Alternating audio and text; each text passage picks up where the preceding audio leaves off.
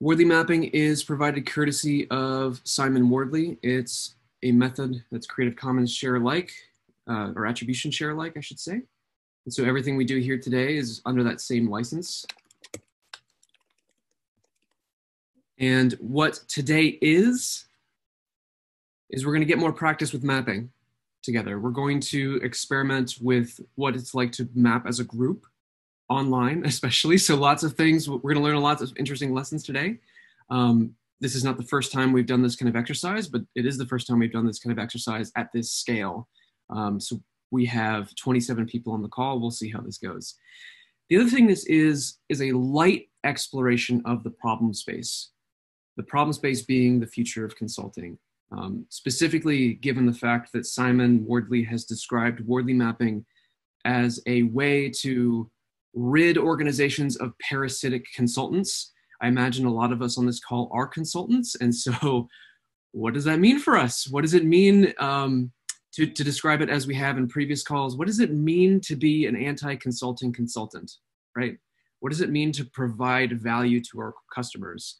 So what today is not about, though, is it's not about comprehensive exploration. You're not going to make giant, beautiful maps today. You are going to make some light, exploratory maps. You're going to play with mapping together in the space. We're not going to find answers to anything, frankly, but we might find some new questions, and that is the exciting thing. All right. Now, I'm going to tell a quick story, very briefly, about a circumstance that I became aware of that I think speaks to the issue of consulting. There's a local grocery store chain near where I live, and it shall remain nameless, but it shall not remain blameless. Grocery stores right now in the COVID-19 situation are critical infrastructure, frankly. And when COVID-19 became a pandemic, this organization, including the corporate hierarchy, was relatively unprepared. And the result of that was on the ground in the store, you had employees who had no idea, no guidance on what to use in terms of personal protective equipment, had no guidance on whether or how to limit the number of customers in the store at any one point, had no guidance on how to create space between individuals and how to encourage customers to stay a certain space away from each other, right? A little bit of distancing so that we reduce the infection, right? Had no guidance on how their sick pay would be affected, whether they would get sick pay, whether they would still have jobs if they chose to not come into work, whether they would still have jobs if they got sick, right? And there are all sorts of policies where human resources and leadership could create clarity here, but every single store was doing something different, and every single store was being communicated with too late. And you had stores packed every morning, customers lining up outside the door until it was just like Black Friday shopping, frankly. And you had people rushing the stores, being super rude to everybody who was working there, and it's unsafe. And so these folks are scared, right? These employees are terrified. And to add insult to injury, the only thing a manager can do at this store to provide relief is to offer a pizza party. So think about that. The only tool a manager has is a pizza party. As consultants, we have the chance to work with organizations that are dealing with this kind of absurdity. So with that, next step in the mural board, when you think future of consulting, what do you think of? Let's make a list of topics. What would you like to talk about today? All right, we have 30 participants. I'm going to make 6 groups. So let's start with disruption / obsolescence of Agile. Yeah, hi Ben and everyone, it's Steve here. I proposed Steve. this topic of disruption and obsolescence of Agile. The general perception I have of this field is that there is a growing level of, let's call it agile fatigue in all possible shapes and forms, but there is not yet any clear alternative. So how do we address this sense of fatigue, and what are the alternatives that you see on the horizon? Excellent. The person that proposed context-appropriate methods, could you say a word or two? Yeah, hey, it's Chris. So basically, it seems like most orgs are following recipes, and so I am interested in consultants basically challenging the underlying needs and helping pair methods up with those real needs rather than just people following scripts. Excellent.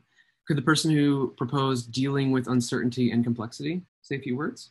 Hey, Ben, it's James. So I put this there because I think that a lot of the way people are talking, particularly about coronavirus at the moment, is how do you guys spin up remote working and get people onboarded to Slack and Teams, rather than actually really dealing with what on earth is going to happen in the world over the coming weeks and months, and how organizations might respond and react to that change. Excellent. Facilitation of decision making. Hi, Jan. I was thinking about working with frameworks such as Cynefin and maybe Real Option and other stuff. For example, Liz Keogh is talking a lot. So these. Got it. Excellent. Creating safe environments to learn. Hi everyone, this is Mark.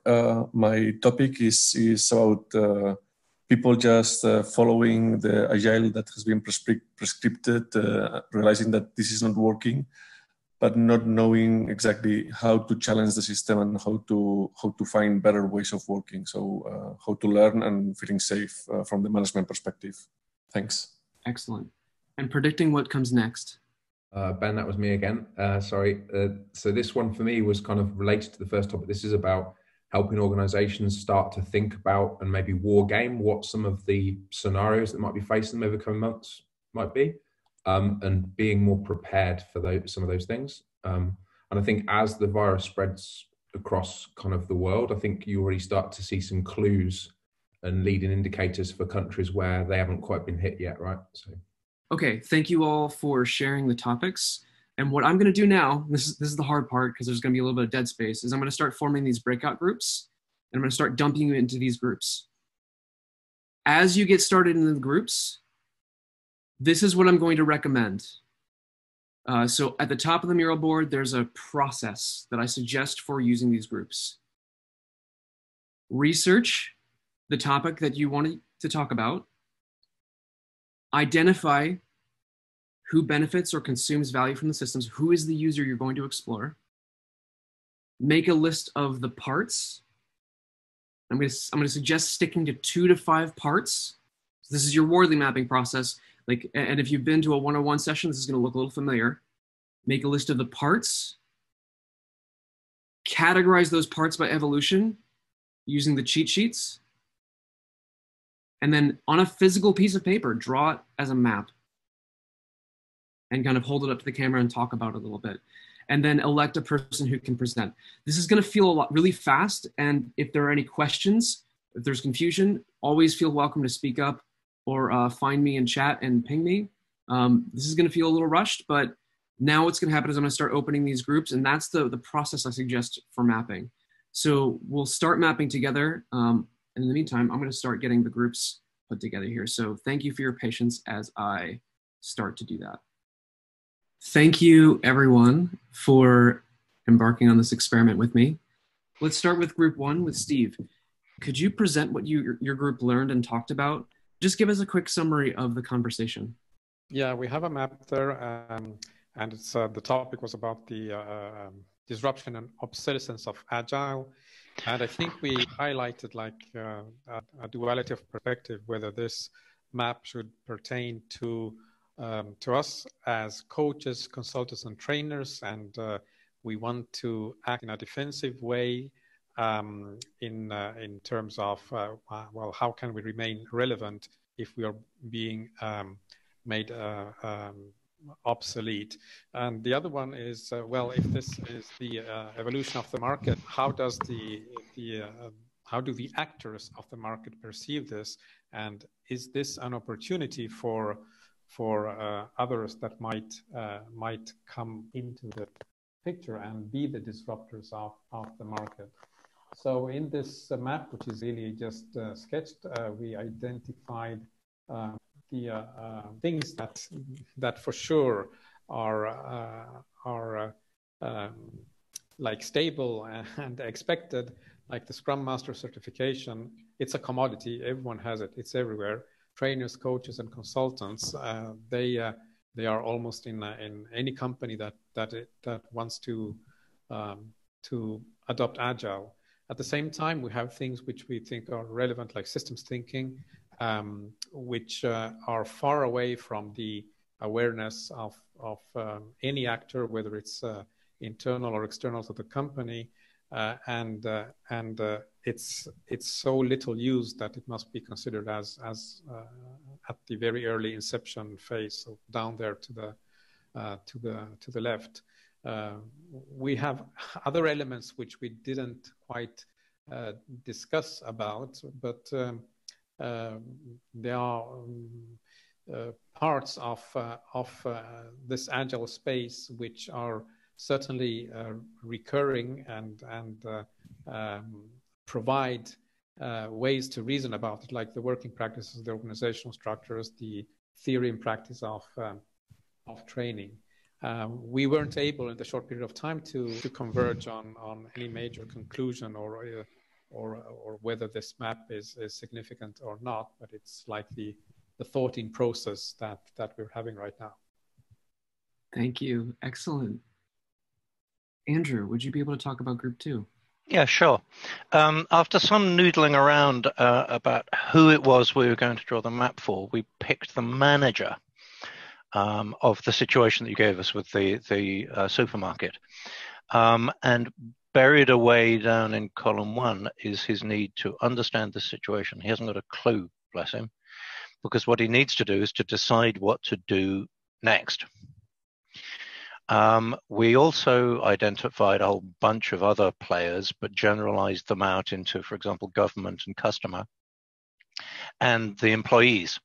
So, I mean, you can see the set of concerns. He's got employee safety as a major concern, the external concerns of the customers. In a way, we wanted to spread those out between, I just want to buy some pork and beans as a standard, normal, well-known concern, versus I need toilet paper because it's the only defense against coronavirus, which is a brand new crazy concern. The internal concerns of the store, which were just things like let's keep things running, as well as all of the novel stuff that they're having to deal with. So that was another one that we wanted to maybe spread out. We considered the supply chain. That could be a whole drawing of its own, because there's going to be such an impact on such a rapid increase of demand on the supply chain. But we put ourselves, the advisor, in the center here as being the access to the sense-making frameworks like Cynefin, like Wardley maps, and how they could then point to appropriate methodologies that the advisor could pass on to the manager to help them understand their situation and decide what to do next. You could see how you would want to draw in the arrows about desired movement and where there might be blockages quite easily as a next step on this. Excellent. Thank you. Okay, sure. Awesome. Chris? Yeah, so we were kind of all over the place. We didn't know whether we were kind of speaking to the needs of the supermarket or of kind of focused on the consultants, et cetera. So what we talked a lot about is, what the desired end state was. And so we were thinking for people to deal with, or for the supermarket to deal with uncertainty and complexity, we kind of need to have safety as a commodity first off, psychological safety in particular, so people feel like they can start iterating through ideas or trying new things. And so with that safety comes education. With education, you can lean on the frameworks for consulting, sense making in particular, and start doing some probes to, acknowledge that you have uncertainty and you don't know what's going to work, but you can try some stuff and learn. Excellent, thank you. And I just want to be clear, like there's no like all over the place is normal. This is situation normal. And if you had a good conversation where you were able to explore some things that maybe were new, then you've succeeded. So congratulations on that. All right. Group 6. Let's see. we worked in Group 6. Is it okay if Hano, yeah, go right ahead. Short overview? We're looking at a retail company. And the retail company has two types of customers. They sell their stuff on different platforms, Amazon and other marketplaces in Brazil. And currently the highest anchor, the top anchor, is the enterprise leadership, or the company's leadership who wants to survive the crisis. So hence we're looking for biggest areas in our value chain that have highest volatility or biggest risk. So the value chain goes from retail customer to the web channel. There's a bunch of people here in green doing promotion and sales on those platforms. And an issue of this management is that how do we maintain transparency and control to make sure that these people perform that are outside of our offices. Otherwise they have billing, physical warehouses, a couple of them. There's the second point of risk is that there might be contamination of people working on site in those warehouses. Below that in the value chain, there's customs and different types of suppliers from different places. So we got to the part that we're trying, where do we want to look in more detail? And we want to understand how exactly this personnel management is done in those two places and what are the biggest areas of opportunity. So we just drew out the value stream map, but we did not assign levels of evolution just yet. But we did find places where to start digging. Excellent. I want to congratulate you all. This was more than I could have ever imagined, more than I could really ask for. And I wanted to thank you all for taking the time.